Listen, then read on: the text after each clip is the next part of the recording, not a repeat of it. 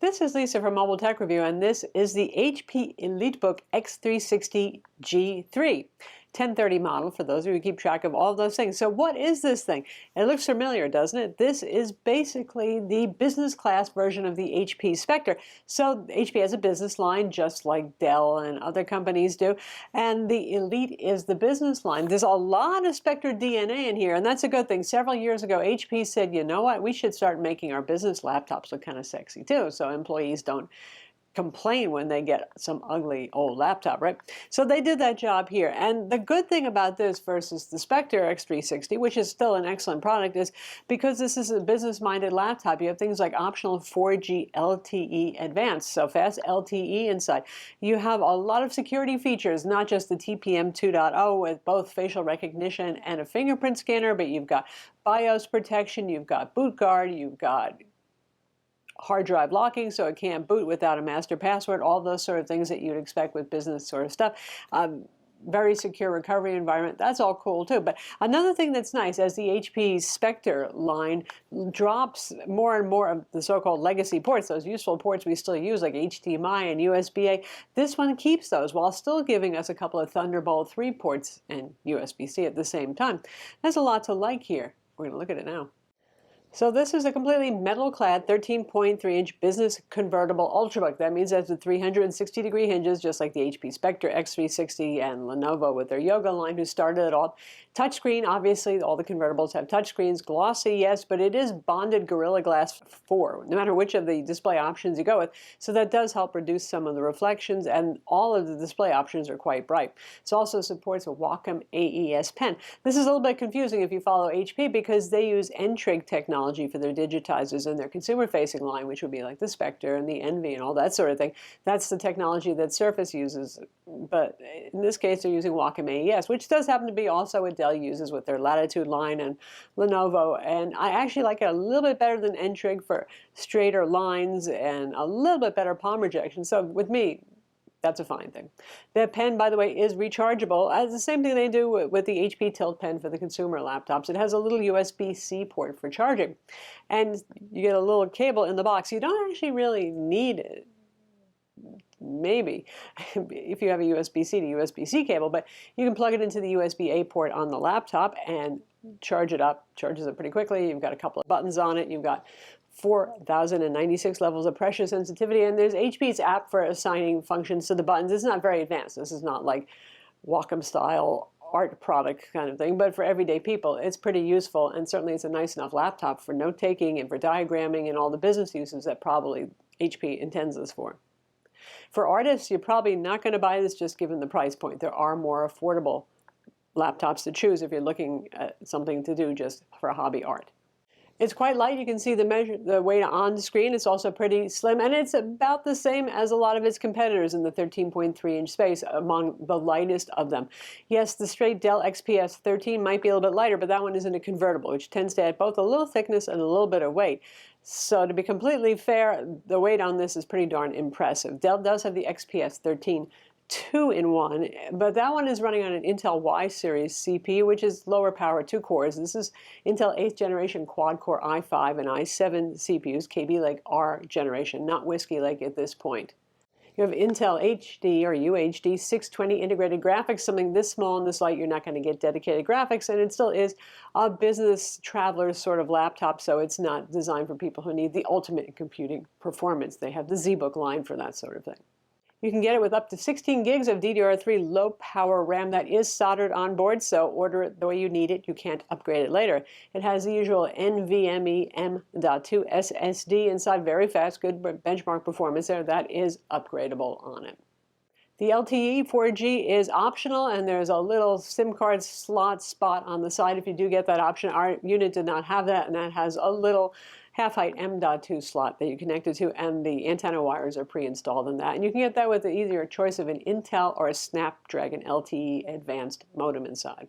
So in terms of ports, like I said, you can see the port listing on screen, but yes, we have a USB-A 3.1 port here. Hey, we have an HDMI port, we have a headphone jack, and we have those 2 Thunderbolt 3 ports as well. So for business travelers, no dongle life for you. You don't really want that sort of thing either, do you, if you're a business traveler? The keyboard on this is lovely. It is just a joy to type on. They do a very good job with the EliteBooks. Honestly, even the Spectre line is pretty good too, but it's just the feedback on it, the key damping, the travel, all of it is very nice stuff. Not overly shallow, not mushy, nothing like that. No flex on the keyboard deck. 2 stages of white backlighting on gloriously, thank goodness, black keys. We remember when HP was playing with silver keys with white backlighting, which meant it was kind of hard to see the backlighting in certain lighting. Good stuff there. Now, it's also spill resistant, they say. I don't see any spill holes on the bottom, so I'm not quite sure. It's probably just a membrane that tries to isolate the water there. The trackpad is a good size. It's ample and it behaves very well. My only complaint is the surface is a little bit slippery, a little bit slick. That may be personal preference. I like a little bit more traction, but honestly, it behaves quite well. If you take a look at the keyboard, you can see we got the multimedia row here, and by the way, you don't have to hit FN to use the multimedia keys, which I always prefer.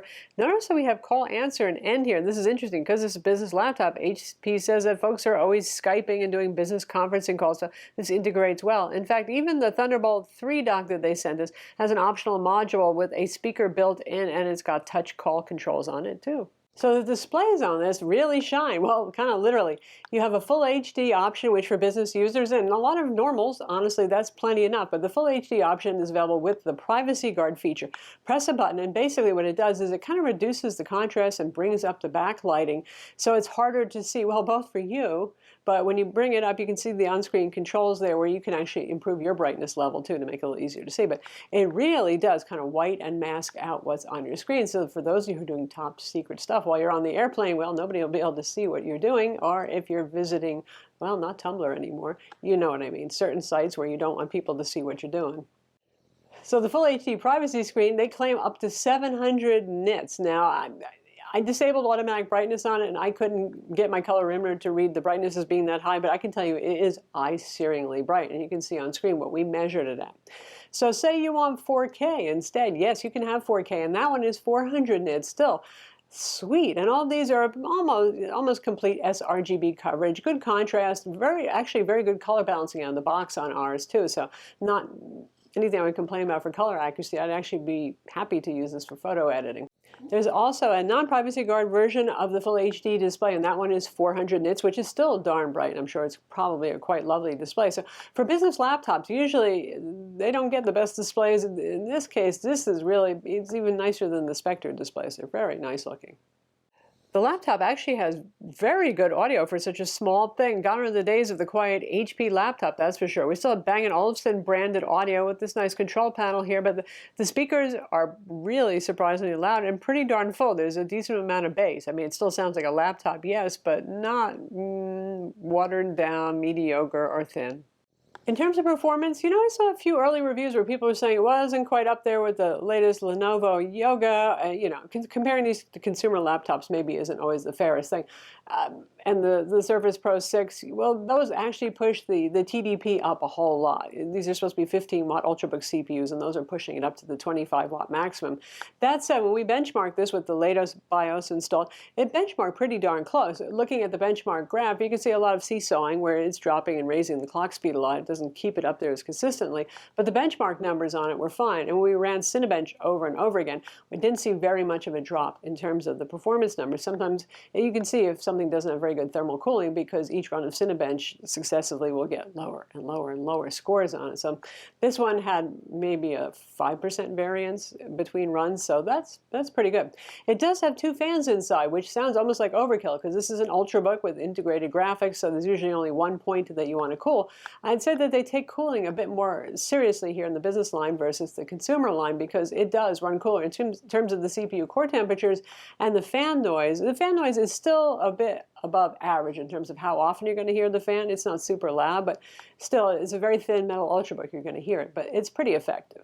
So in terms of performance, this can do what any Ultrabook can do. Your usual office work, your streaming video, your occasional video editing, that sort of thing. I prefer much more powerful machines if you're doing YouTube videos for a living like we do, but for the average business user who throws something together once in a while, certainly fine, great for photo editing, plenty enough performance for any 2D kind of graphics work you're going to do.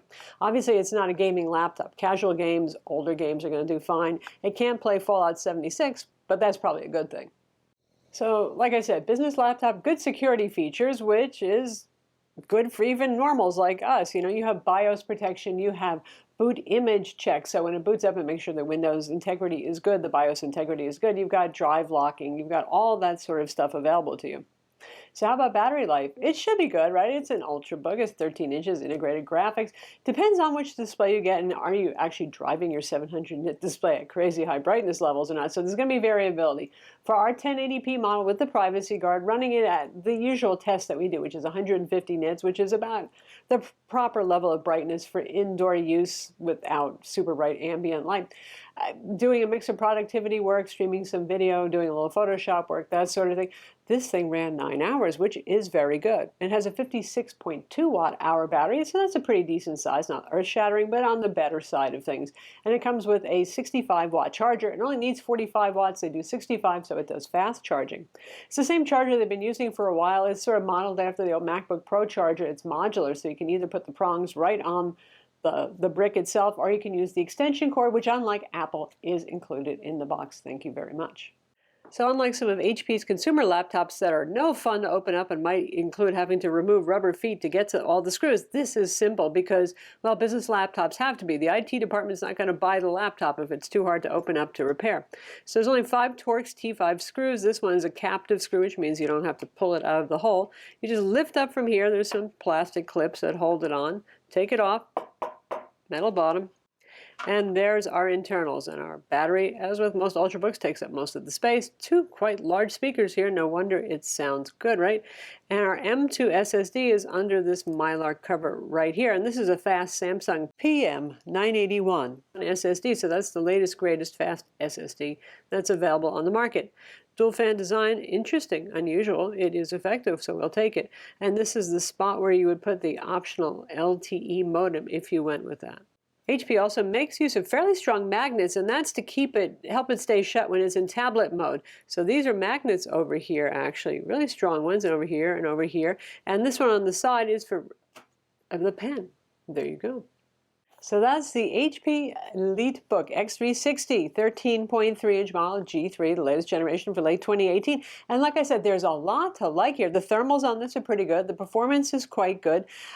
The build quality is superb on this. The security features are good, particularly the display options on this. They go from great to great to greater. You know, it's really kind of refreshing to see, particularly on a business laptop. You've got that privacy guard feature, which is kind of nifty for prying eyes. Performance, it's all good. The only thing that's a little scary about this is the price. And this is true of all business laptops. When you're looking at one of the HP's business laptops or a Dell Latitude or Precision or one of Lenovo's ThinkPads, they always cost more. And I assume, I'm not a corporate buyer working in IT anymore, I did that long ago, probably businesses get a discount on these things when they buy in volume. And for you consumers who are thinking about buying one of these versus, say, a Spectre X360, HP does have sales, and so do retailers. I'm Lisa from Mobile Tech Review. Be sure to subscribe to our YouTube channel for more cool tech videos, and thumbs up if you like this vid.